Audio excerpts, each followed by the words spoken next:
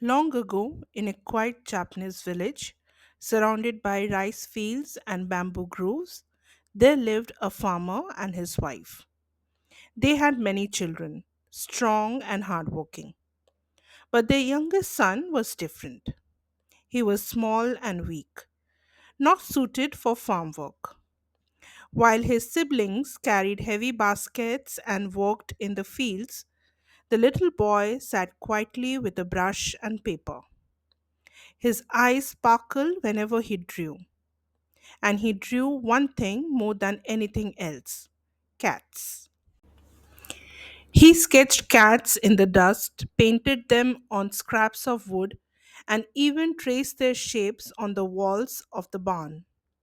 Big cats, small cats, fat cats, thin cats. His cat seemed almost alive, with shining eyes and twitching whiskers. His parents shied. "This boy is too weak for farming," his father said. "He is no help in the house either," his mother added. "What shall we do with him?"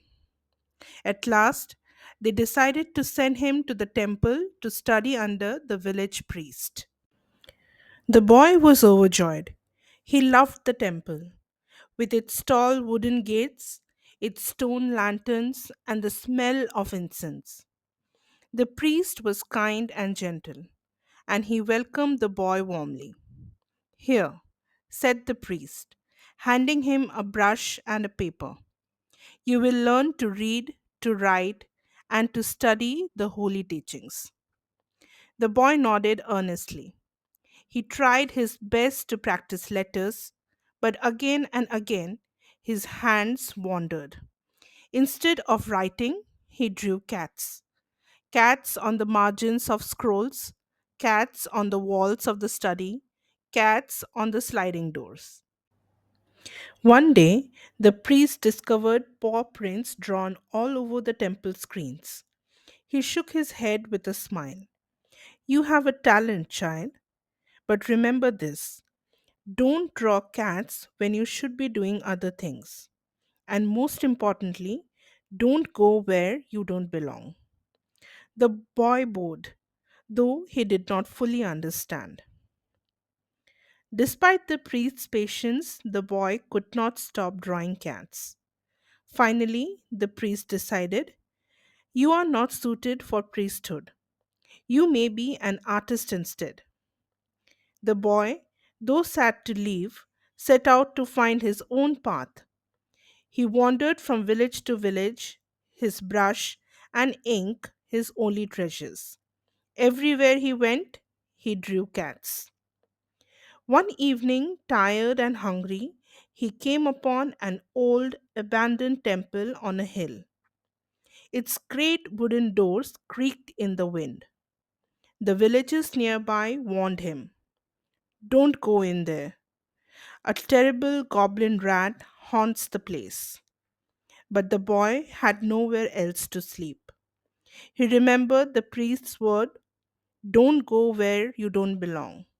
Still, curiosity and weariness pulled him inside. The temple was silent, its lanterns long extinguished, its halls echoing with the scurry of unseen creatures. The boy lit a small lamp, found an empty room, and unrolled his paper. And what did he draw? Cats, of course. Cat after cat filled the walls, their eyes shining in the lamplight. Soon the room was alive with painted cats, watching, crouching, ready to pounce. Sleepy at last, the boy curled up in a small cabinet, remembering the priest's warning: "Don't go where you don't belong." He pulled the door closed and drifted into uneasy sleep. In the middle of the night, the boy woke to terrible sounds: scratching, screeching, crashing. The temple shook with thuds and shrieks, as if some monstrous creature prowled the halls. Heart pouncing, the boy stayed hidden, clutching his knees. Then he heard something else: low, fierce growls, sharp hisses, and the thunder of paws. Summoning courage, He peeked through a crack in the cabinet. To his amazement, the cats he had drawn on the walls were no longer still pictures. They had leapt to life. Their painted eyes now glowed like fire, their tails lashed, and their claws flashed sharp and real. They circled the goblin rat, a huge, shadowy beast with gleaming teeth and wild eyes. The goblin rat lunged, but the cats pounced together. They chased the creature through the temple halls, hissing and clawing. With a final shriek, the goblin rat turned and fled into the night, never to return. As the dawn broke, the cats stretched lazily and one by one returned to the walls, silent and still once more, as if they had never moved at all. The boy stepped out of the cabinet, trembling but safe. He looked around the temple, now peaceful, and bowed deeply to his cats. You saved me, he whispered. It was you who protected me. News spread quickly among the villagers. The goblin rat was gone, chased away by the boy's magical cats. From then on, temples and shrines invited him to paint cats on their walls, believing his artwork would keep evil away. And so, the weak little boy who was unfit for farm work became a great artist, his cats guarding temples and protecting people for generations. He never forgot the priest's word. He never went where he did not belong, but wherever he went, he left behind cats, watchful, brave, and alive in spirit.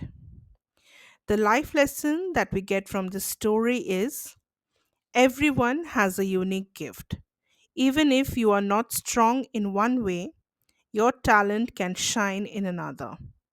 When used with courage and kindness, that gift can protect you and inspire others.